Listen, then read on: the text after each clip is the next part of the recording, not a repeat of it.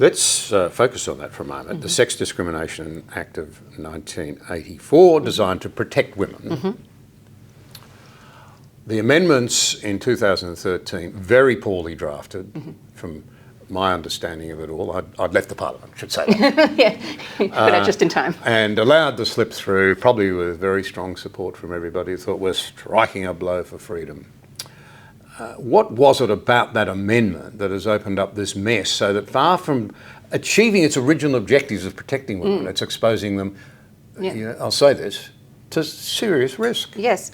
Well, there's an argument to be made that nothing, because gender identity in the Sex Discrimination Act has a definition. They took out the definition of man and woman. They took it out? Yes. But it's still all through the Act, and when you're reading it, it's like there's only one thing you're talking about here. There's only one definition. But the definition of gender identity, it says within the definition it says like your gender identity is either in line with your assigned sex at birth or not. So it's acknowledging sex even in that definition. And so you could have gender identity in the Sex Discrimination Act as a protected attribute.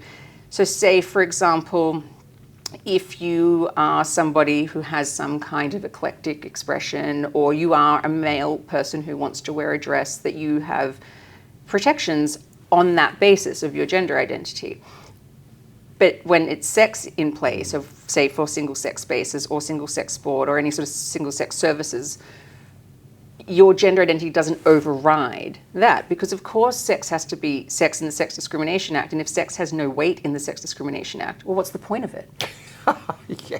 So you've got... It's a perfect circle. Yeah. So why have it? Yeah. So the problem, I think, at the moment is not so much the amendments, it's the Sex Discrimination Commissioner herself. She's very vocal since she started her tenure that she wants to bring intersectionality and DEI to her role. It's like, yeah, but you're not the custodian of the Intersectionality and DEI Act.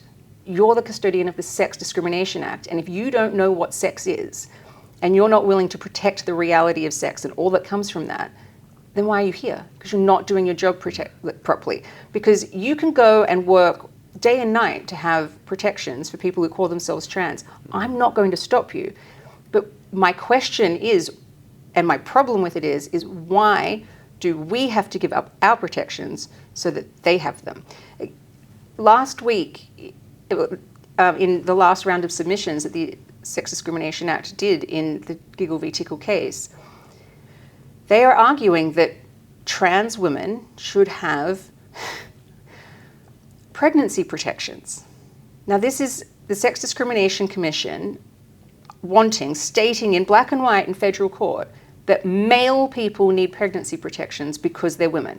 You know, and you're going... I hate to ask, but what could that possibly be? Nothing, John, nothing. It's nothing, it's made up, it's nonsense. But they are trying to give protections to a group of people that they don't need, to take away protections from a group of people that we do need. And for some bizarre reason, they have thought that we would just sit back and accept that. No, I have a 3-year-old daughter. She is going to need female-only spaces in her life. She also has to have the right to have boundaries from any man, no matter what his identity is. I'm not someone who sits there and demonizes all men or anything like that. I was raised by one. I'm related to many. You're talking to one. Yes, as far as exactly. I can tell. Yeah. We're having a perfect civil conversation. I don't know your gender identity.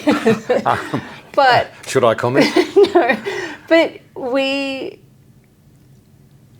for the protection and safety of women, we do need there to be times where men cannot be around. Now, I simultaneously am for male-only spaces, not just for sort of privacy and dignity, such as bathrooms and change rooms. There are male-only clubs. I know that there are some places that really want to be like male-only barber shops, because to create that camaraderie just of men, that they can be relaxed in that environment.